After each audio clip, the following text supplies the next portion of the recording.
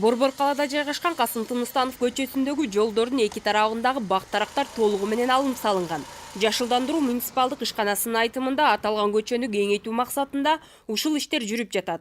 Быйылкы жылдын эсебинен дагы 2000ге жакын бактардын кыйылуусу пландалууда. Мекеме администрациясы бул иштер авариялык абалга кептелген бактарды жок кылуу жана коопсуздук үчүн деп түшүндүрүшүүдө. Алардын арасында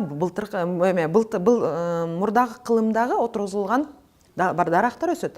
Ал эми 840 бул Кытай грантына байланышпаган өзүбүздүн точечный баягы ар бир демеде көчөдө өзүбүз алып алынган дарактар.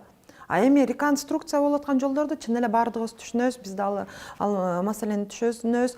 Баягы жолдорду жапканда гана ошондо толук көрүнөт. Ал эми бактардын кыйылуусуна нааразы болгон шаар тургундары бир кезде жашыл шаар атка конгон Бишкекте акыркы 25 жыл ичинде бак-дарактар кескин азайып кеткендигин айтышып, кыйыла берсе келечек муун эмне менен дем алат деп кооптонушууда. Ар бир көчө ичинин эки тарабында тең ушу бак-дарактар толуп турат эле да. Күндүзү жайында көлөкө, салкын болчу, кооз көрүнчү, бийик үйлөр болбогону менен бийик дарактар болгон бизде. Эмне менен дышать этишет ушу. Аба начар болуп атат да. Ошо биякта Московскийден да өйдө садиктин жанында бүт кылып салышты. Мен көргөнүм боюнча жакшы эле дарактар болчу. Жакшы эле дарактар, анан билбейм азыр бияк бүт баары ушу дарактарды алып салса эмне менен чем будем дышать, честно, непонятно да. Аябай жаман болуп атат, мне кажется, туура эмес.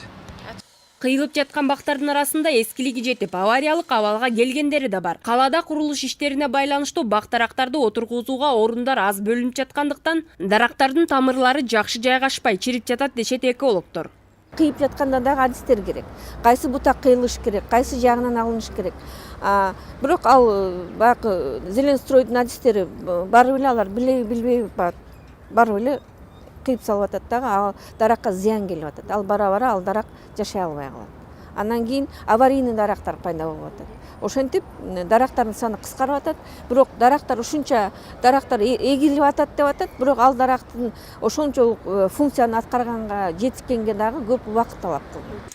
Бишкек жашылдандыруу ишканасы быйылкы жылы шаарда 11 миңден ашык жаңы көчөттөрдү отургузууну пландаштырууда. Адистер көчөттөр жакшы кароону талап кылып 15-20 жылдын аралыгында өсүп жетилерин айтышат. Ал эми экологдор Бишкекте абанын булганышы соңку убактарда нормадан 2-3 эсе көп экендигин билдиришүүдө.